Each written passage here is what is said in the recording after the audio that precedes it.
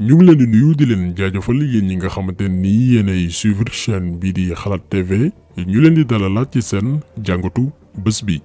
te nag dañuy waxtaanee coowal vaccin yu jur coow ci biir réew mi rawatina nag bi ay médecins français yu ñàkk teggin defoon ab sortie ne dañuy tester benn vaccin bu ñu woowee BCG te li ko tax a jóg mooy faj feebar bi nga xam ni mooy tuberculose. ñoom ñu ne jàpp nañ ni garab boobu mën na faj itam coronavirus te suñu réew yi ñun Afrique lañ koy testé. bu ngeen fàttalikoo itam ay bés ca gannaaw defoon nañ vidéo ci sortie bi nga xam ni Antonio Guterres defoon na ko naan seen doole yépp dañ koy jëmale Afrique ngir xeex coronavirus alors que ñoom seeni réew ñu ko gën a yeyoo. donte ñun amuñu ay moyens mais ñoo ngi góorgóorlu ak suñuy médecins yi nga xamante ni ay jàmbaar lañ ñu ciy profité di leen delloo njukkal ci kaw ba ci suuf ak ay campagne de sensibilisation yi nga xamante ni ku ci nekk yaa ngi ciy bay sa waar. ci vidéo boobu noonu nga xam ni defoon nañ ko ci Antonio Guterres ñu waxoon tamit ci ab doomi aadama buy wuyu ci turu Bill Gates. moom mi nga xam ni depuis bi coronavirus bi tàmbali lëmbee àdduna moom ak fondation bi nga xam ni mooy Bill and Melinda Gates génnee xaalis bu takku pour ne day financer ab vaccin. mais gannaaw ay recherche vaccin bi médecin français yi wax ni dañ koy tester Afrique muy BCG benn ci société bi koy defar muy Ares Global TB Vaccine Foundation dañoo jotoon financement bu toll ci 82,9 millions de dollars tukkee ci moom Bill Gates pour que lan ñu améliorer vaccin boobu noonu muy BCG produire lu toll ci 150 jàpp 300 millions de vaccins pour loolee mën a jëriñ àdduna bi surtout nag Afrique subsaharienne bi nga xamante ni ñun suñu réew Sénégal fa la bokk. donc li ñu mën a jàpp ci mbir boobu mooy médecins français yi ñu bëgg a utiliser comme ay cobaye vaccin bi ñu ne moom la ñuy tester suñu yaram yi muy BCG mooy même vaccin bi nga xam ni Bill Gates mi ngi koy financer depuis ay at. depuis loolu nag ñun ñu ngi topp bépp activité Bill Gates wala ay collaboration jëm ci vaccin jëmale ci suñu continent bii di Afrique rawatina Sénégal. ñu ngi doon topp itam bépp doomi aadama wala organisation buy lëkkaloo ak moom ngir dugal ci réew mi ay vaccin. ci noonee la ñu xamal benn annonce tukkee ci benn organisation sénégalaise bu ñu créé depuis 2017 ñu koy woowee askan. ci boobee annonce ñuy xamle ni dañuy recruter benn coordonnateur boo xamante ni mooy piloter benn programme de vaccination biir Sénégal. gannaaw loolu ñu gëstu xool ñoom organisation boobee ñen ñooy seeni partenaire maanaam ñen la ñuy liggéeyal. ñu nemmeeku ci fondation bi nga xam ne mooy Bill and Melinda Gates. accusé wuñ nag boobee organisation dans la mesure où seet nañ ban xeetu vaccin la mais xamuñu ko mais dañuy artu opinion bi artu boobee kuréel muy askan ñu leeral ñu boobee programme de vaccination bi ñu bëgg amal lu mu doon buñ ci tontoo amaana ñun ñu dellu si waat si indil leen yéen askan wi ay leeral. en tout cas ñoom ñu ngi recruter benn coordonnateur boo xamante nii la ko tax a jóg mooy dérouler benn programme de vaccination boo xam ni xamuñu lu mu doon.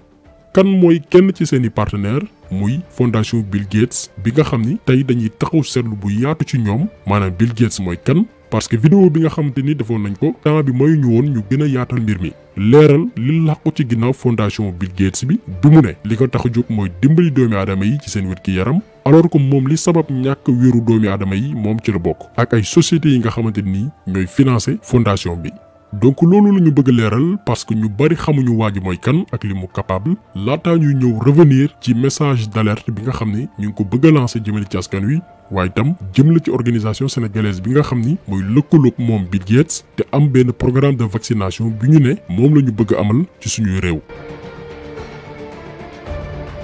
comme niñ ko waxee dañuy tàmbalee ci Bill Gates mooy kan parce que pour natt doomi aadama bi li mu nar ak li mu capable foog nga xam mooy kan. Bill Gates benn milliardaire américain la di cofondateur société bii di Microsoft.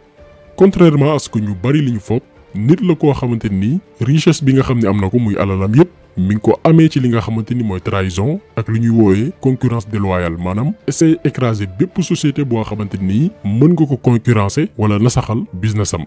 bu ñu jëlee entreprise bii di Microsoft bi nga xam ni activité am mooy créer ay système d'exploitation ak i logiciel pour ordinateur ak téléphone portable daanaka programme yooyu nga xam ne entreprise bi mi ngi koy créer moo tax ñu bari ci ñun suñu ordinateur ak portable yi di mën a fonctionner normalement. Windows bi fonctionner suñu machine yi ñoom ñoo ko moom Microsoft Office Word ñoom la Skype ñoom la moteur de recherche bi nga xam ne mooy Bing ñoom la itam produit yu bari ñuy jëfandikoo jëm ci wàllum technologie ñoom ñoo ko defar. donc ce n'est pas pour rien Bill Gates nekk ñaareelu doomi aadama bi ëpp alal ci àdduna bi. léegi nag société boobu nga xam ne mooy Microsoft nga xam ni Bill Gates dem na ba aakimoo ko au début newul woon idéem benn xaritam bu ñuy wooyee Paul Allen moo ko créé woon. idée première bi moo nekkoon defar ay programme yoo xamante ni ñooy tax ordinateurs yi di fonctionner. jamono jooju Bill Gates nekkoon étudiant mais moo doon gérer lépp lu jëm ci wàllum commercial parce que non seulement dafa maîtriser woon technologie maanaam c'est un génie moom Bill Gates mais suñu borom daf ko may ci wàllum négociation. donc loolu lépp moom moo ko doon gérer ci biir entreprise bi nga xam ne mooy Microsoft fekk période boobu noonu mi ngi nekkoon étudiant. léegi nag ci benn livre bi ñuy woowee Idea Man mënuñu ko tënk lépp parce que vidéo bi duñu ko may mais pour wol leen fan la Bill Gates tàmbalee ba tey ne dafay nasaxal dundi doomi aadama yi ci kaw suuf. mais ci livre boobu noonu nga xam ne mooy Idea Man te xaritam bi nga xam ne moo amoon idée créer Microsoft ñu koy woowee Paul Allen ci livre bi moom Paul Allen da ciy expliquer naka la Bill Gates comploté maanaam teg ko deal ak benn xaritam bu ñu wooyee Steve Ballmer bi nga xam ne après moo nekk directeur général société bi nga xam ne mooy Microsoft naka lañ ko comploté ba réduire maanaam wàññi ay paaram ci biir société bi. ñoom ñaar dañu bàyyi ba moom Paul Allen am benn feebar bu ñuy wooyee Hodgkin di benn genre cancer feebar bi tëral ko ñu profité aussi réduire ay paaram ci entreprise bi. Bill Gates dem ba teelu toll ci 64% ci ay actions. Paul Allen bi nga xam ne moo amoon idée de départ bi nekk simple actionnaire di siéger seulement ci conseil d'administration bi. lii benn exemple bu ndaw la pour won leen naka la Bill Gates débuté. trahison maanaam wor moo tax mu possédé entreprise bi nga xam ne mooy Microsoft du koo xamante ni am na xolu yërmande ci doomi aadama bu la waree écraser pour préserver moom ay intérêt da koy def. mais yamu ci moom Bill Gates wax nañ leen sànq que ci wàllum concurrence amu ci sentiment. bépp société bu ko nar a dépassé wala nasaxal li nga xam ne mooy ay business am da lay éliminer sans condition. lii day baax ñu fàttali ko parce que moo ñuy permettre ñu ñëw ci yan raison moo poussé Bill Gates créer fondation bi nga xam ne nee na li ko tax a jóg mooy dimbale doomi aadama alors que c'est faux. en 1998 jamono ji nga xamante ni internet mi ngi commencé développé wu ci àdduna bi dafa am yeneen entreprise yoo xamante ni dañu commencé juddu di inventer ay mbir ñu ràññee ci société américaine bi nga xam ne mooy America Online. société boobu noonu lancé benn plateforme bu ñu woowee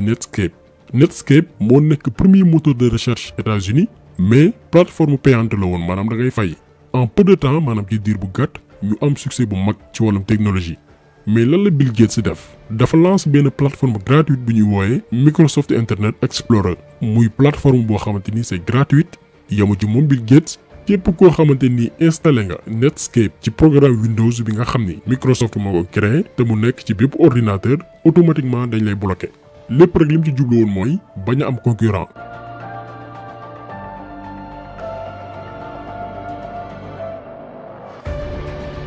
quelque temps après justice américaine jàpp ko moom Bill Gates pour lan concurrence déloyale maanaam concurrence bu jaarul yoon te loolu secteur boo mënti dem dañ koy tere. image bi ngeen di gis nii mooy procès bi ñu ko yóbbee woon ci yoon mais ci procès bi daanaka amul woon lu mu wax buñ ko laajaan question mun na toog 1 minute soog a tontu pour xalaat li mu nar a lay. finalement moom Bill Gates yoon teg ko ay daan yu métti parce que non seulement sàkku nañ ci moom mu fay société bi nga xam ne mooy America Online 750 millions de dollars mais tamit société bi nga xam ne mooy Microsoft day permettre America Online mën a exploiter technologie bi nga xam ne mooy Microsoft Explorer ci diiru juróom-ñaari at. léegi nag ba lii lépp xewee Bill Gates amatul woon crédibilité biir États-Unis maanaam dañ ko humilier woon. il fallait maintenant mu defaraat li nga xam ne mooy image am mais tamit mu mën a defar image yu société bi nga xam ne mooy Microsoft. ci contexte boobu noonu le Bill Gates créé fondation bi nga xam ne mooy Bill and Melinda Gates mu ànd ceeg jabaram. donc il faut que nit ñi comprendre que ni Bill Gates tëbul rek am xol bu rafet ne dafay dimbali doomi aadama yi. dafa créé fondation pour un objectif bien défini. benn pour defaraat li nga xam ne mooy image bi nga xam ne yàqu na gannaaw buñ ko yóbbee woon ci yoon te koy daan yu métti. ñaareel bi mooy jóg ne dafay xeex yenn jàngoro yi alors que objectif am principal mooy wàññi population mondiale bi. loolu lépp daan ci ñëw parce que bokk na ci benn club boo xamante ni ay def ko du ñaawteef ñoo fa ne ñoo xam ni ay jaamu seytaane lañ di leen tax a jóg mooy réduire la population mondiale maanaam doomi aadama yi ñu wàññi leen loolu mooy seen objectif.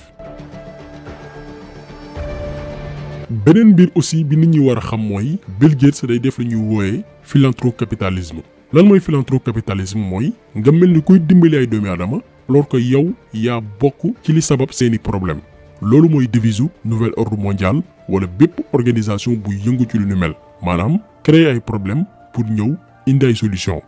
ci vidéo bi nga xam ne defoon nañ ko mooy bi Bill Gates doon def conférence naan dañoo war a xeex pollution te benn ci li koy xeex mooy wàññi limu doomi aadama yi parce que doomi aadama yi ñooy produire énergie fossile bi nga xam ni mooy détruire suñu environnement. mais li doomi aadama yi xamul mooy moom Bill Gates day investir ci ay entreprises yi nga xam ni ñooy produire énergie fossile yi nga xamante ni moom nee na moom lay xeex. Bill Gates ci boppam def na ay placement maanaam investir na ci ay entreprises yu ci mel ni Eni, Shell, ExxonMobil, Chevron, Total yooyu yëpp di ay compagnie pétrolière yoo xamante ni bokk nañ tey ci li yàq environnement bi te moom Bill Gates dafa def ay placement di fa investir te mu xam que ni entreprise yooyu noonu tey dañoo participer directement ci li yàqu couche d'ozone bi favoriser li nga xam ne mooy réchauffement climatique bi mu ne moom benn ci ay xeexam la. donc est-ce que yéen ngi comprendre bu baax hypocrisie bi nga xamante ni Bill Gates noonu lay fonctionner day ñëw pour indi ay solutions alors que moom bokk na ci li créer problème yi. beneen nit mbir bi Bill Gates di wax naan mooy nee na dafa bëgg a ñoŋal wér-gi-yaramu doomi aadama yi mais problème bi mooy moom Bill Gates day investir ci ay entreprises yoo xamante ni ñoom itam bokk nañ ci li tax doomi aadama yi mënuñu wér mën nañ ci citer Coca-Cola ak McDonald's. Coca-Cola moom daanaka jarul ñu leen wax li ne ci biir partagé woon nañ fi benn vidéo boo xamante ni professeur Ababacar Mboup moo ko defoon ci boisson boobu noonu ak li muy jur. McDonald's aussi yéen ñëpp xam ngeen ni dafa bokk ci li ñu wooyee malbouffe maanaam ay ñam yoo xamante ni day jur ay maladies cardiovasculaires ak yeneen feebar yu ci mel ne diabète l'hyperglycémie ak yeneen. mais këru liggéeyukaay yooyu nga xamante ni dañuy defar ay produits yi tax doomi aadama yi mënuñu wér Bill Gates dañuy def itam ay placement maanaam dañuy investir. bi gën a garaaw mooy Bill Gates dafa am ay action ci benn entreprise bu ñuy wooye Monsanto di benn groupe agroalimentaire américain boo xamante ni la ko tax a jóg mooy fabriquer ay produits chimiques pour baykat yi ñu leen di wooye OGM maanaam organisme génétiquement modifié. non seulement boo ko utiliser genre engrais yooyu noonu di nga am ay légumes ak ay fruits yu rafet ci diir bu gàtt mais ay produits yu la yoo xamante ni du am benn vitamine benn mais li ci gën a garaaw mooy day jural jàngoro ñi nga xam ne ñoo koy lekk. suñu baykat yu bari tey moom la ñu utiliser di nga gis carotte wala ñambi wala tomate wala beneen légume wala xeetu fruit bu rafet a rafet ci gisin mais poson lay doon ci sa yaram. li gën a garaaw mooy produit yooyu noonu à force doomi aadama bi di ko consommer di ko utiliser di ko lekk yenn antibiotiques yi dootul mën ci yow dara. léegi nag entreprise yi defar genre produit yooyu noonu le Bill Gates di investir di feebarloo ay doomi aadama wëlbatiku ne da leen di jàppale pour ñoŋal seen wér-gi-yaram. est-ce que yéen ngi gis paradoxe bi moom nee na dañuy dimbali mais dafa bokk ci ñi nga xamante ni ñooy tax ñun mënuñoo wér. mën nañ leen citer ay entreprise yu bari yoo xamante ni xajul ci vidéo te yooyu société bokk ci li yàq àdduna bi te Bill Gates am na fay part maanaam ci actionnaires yi la bokk. ba ci benn entreprise buy defar ay armes ñu koy wooyee Bay System fondation Bill Gates bi def na fay placement. léegi nag placement yooyu nga xam ne mi ngi koy def ci ay këru liggéeykaay yi nga xam ne bokk nañ tey ci lu yàq àdduna bi te ñu limal leen ko sànq yooyu entreprise te Bill Gates di fa def ay placement ñooy financer activité fondation bi nga xam ne mooy Bill and Melinda Gates. dotation yooyu noonu maanaam li entreprise yooyu di jural fondation Bill Gates bi ñu ngi ko estimer ci lu toll ci 46,8 milliards de dollars. xaalis boobu noonu waxuma Sénégal mais Afrique de l'Ouest yëpp bu leen boolee moo ëpp seeni budget. xaalis bu bon boobu noonu lay collaborer ak ay laboratoire ak ay société pharmaceutique pour dérouler li nga xam ne mooy agenda bi mooy yombal avortement parce que moom wax na ni dafa bëgg a wàññi li mu doomi aadama yi ci kaw suuf nëbbu ko réduire taayu famille yi maanaam wàññi li nga xamante ni mooy ni famille yi bindoo rawatina Afrique bi nga xam ne ñoom jàpp nañ ni li ñuy jur dafa bari torop te lépp nag ñu ngi koy jaaree ci ay vaccin dañuy ñëw ci complot bi nekk ci yooyu vaccin. li nit ñi war a comprendre ci vaccin yi nga xamante ni Bill Gates mi ngi ciy investir moom buy investir ci benn campagne de vaccination day def xaalisam ci vaccin yoo xamante ni dina mën a créer marché maanaam ay vaccin yoo xamante ni dina gañaloo ay société pharmaceutique xaalis bu bëree bëri bu ko defee day nekk gagnant-gagnant maanaam moom li ko intéressé newul dëkk africain yi mën di defaral seen bopp ay garab di trouver seen bopp ay solution xool naka la laboratoire africain yi di mën a créer ay vaccin wala scientifique africain yi di gëstu pour xoolal seen bopp naka la ñuy mën a trouver ay solution pour améliorer wér-gu-yaramu seeni askan sukkandiku nag ci li nga xam ne mooy matière première yi nga xam ne ñun am nañ ko moo xam ci wàllu reen moo xam ci wàllum xob moo xam ci yeneen xeetu garab yoo xamante ni àll bi jox nañ ko déedéet moom du yëngu ci loolu moom mooy dem collaborer ak ay laboratoire ak ay sociétés pharmaceutiques étrangères yu nekk bitim réew créer ay vaccin boppam ñëw nag force ñu ko te lépp nag complot ak ñi nga xam ne ñooy suñuy njiit parce que am na mbokkus bu mag bu nekk ci suuf boo xam ni moom la ñuy neexalee suñu njiitu réew yi ba kenn du ci ñeme intégré faju wolof sa biir réew doo ko ñeme maanaam moom Bill Gates weguñu ay mala la ñu jàppee bañ na ko ba benn ci ay organisation yi muy liggéeyal ñu koy woowee Lucy Trust wala le nouveau groupe des serviteurs du monde di benn groupe sataniste boo xamante nii ñoom ñëpp ay jaami seytaane lañ ñoom dañu considérer nit ku ñuul comme ab race bu suufee maanaam ay nit yoo xamante ni matuñu ñoom dañu gëm que ni nit ku weex moo war a jiite àdduna bi nit ku ñuul moom bokkul ab mala la boo xamante nii lépp lu ñuy gëstu wala di ko tester rek mënuñ ko def ci ñoom donc idéologie boobu noonu la Bill Gates di fonctionner moo tax bu ñu gisee ay nit yu ñuul di ko défendre ñun dañu leen di yërëm parce que dañuy xam que ni ñii ils n'ont rien compris xëy na fan nañ Bill Gates ci bi ñuy nekk xale jàppee ko référence ndax jaar-jaaram te jaar-jaaram xamuñ ci dara ba tax bugguñu ibbi seeni bët pour comprendre waa ji bokk na ci jaamu seytaane yi nga xamante ni ñoo gën a efficace mais tamit ñoo gën a dangereux parce que dafa am alal ju bëree bëri boo xamante ni xoolul sax suñu budget réew yi donc doomi africain yi nga xam ne ñu ngi koy défendre fu ñu ko attaqué ñu ñëw défendre ko parce que ay dunguur lañ gëmuñu seen bopp gëmuñ ni Afrique am na ay scientifique ay chercheurs ay médecins yoo xamante ni ñun bu ñu leen jàppalee xaalis yi ñuy passer suñu gouvernants yi buñ ko defee ci ñoom pour ñuy gëstu mën nañ trouver suñu bopp solution mais ñoom gëmuñ loolu pour ñoom Afrique dafa war di tàllal loxo dafa war di sukkandiku ci ñi nga xam ne ñooy Bill Gates yi nga xam ne dañuy profiter ci suñu problème pour dérouler li nga xam ne mooy seen politique moo tax africains yi nga xam ne ñu ngi koy défendre ñoom mën nañ leen jàppee comme buur yi fi newoon di jaay ñi nga xam ni ñooy suñu maam yi parce que li xewoon buubu njaameel moo fi xew ba léegi africains yi nga xamante nii gëmuñ seen bopp ba tey seen xel mi dañu jàpp ni muus ak xarañte lépp tubaab bee ko moom yàlla ñu yàlla musal ci africains yu mel noonu.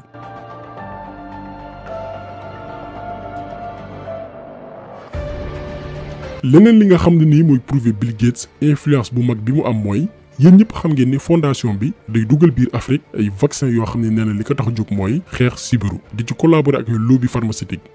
jamono yi ci ginnaaw am ay chercheurs yoo xamante ni ay fajkat yu découvrir que ni am na benn xobu garab bu ñuy woowee artémisia te dëkk boo dem ci Afrique am na fa ñu ne xobu garab boobu noonu nekk Afrique day faj paludisme ci diir bu gaaw maanaam garab bu efficace la boo xamante ni mën na tax ñun ñu fàtte sibiru ay chercheurs commencé di ci def ay liggéey pour xool naka lañ ci mën a créer ab garab bu ñu mën a jaay ci pharmacie yi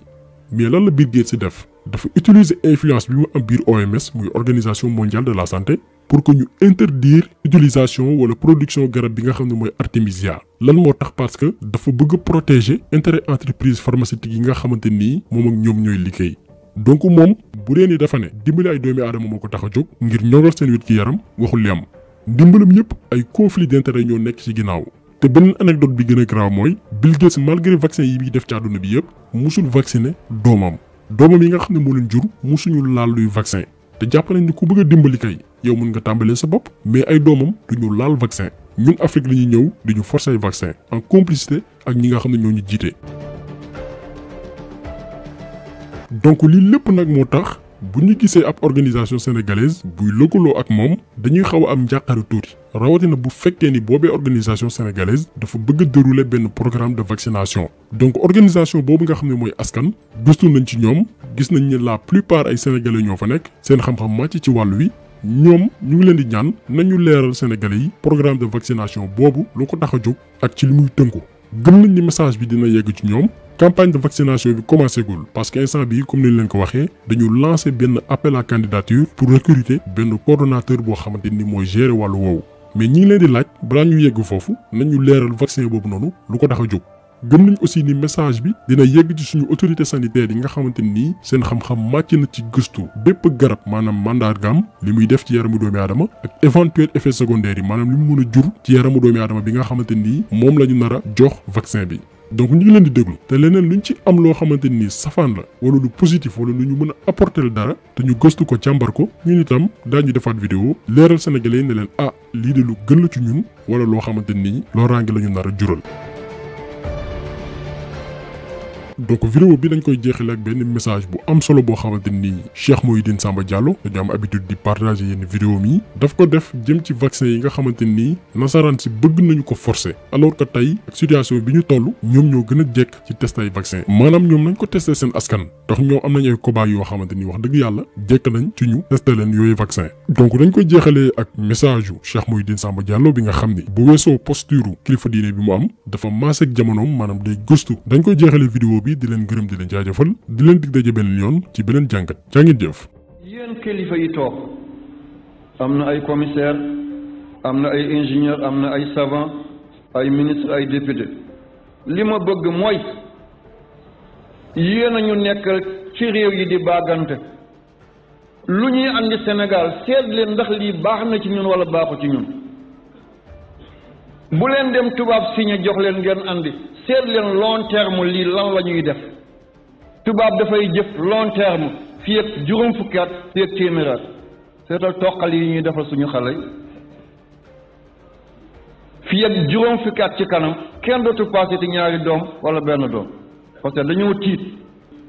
kon nañ fexe andi leen ay mbir ñu koy def ci seen jëmm yi mu doon ay tooke doon ay dangal bu ëllëgee Afrique daal di jeex tàkk ñu ñëwaat moom suuf si kon yéen kilifa yi lu ñu leen jox ngeen koy andi Afrique seetaat leen lii lan la long terme lii lan lay jural Afrique waaye tubaab moo ko andi rek jeex na déedéet déedéet déedéet déedéet yal na yàlla may ñu xel bu rafet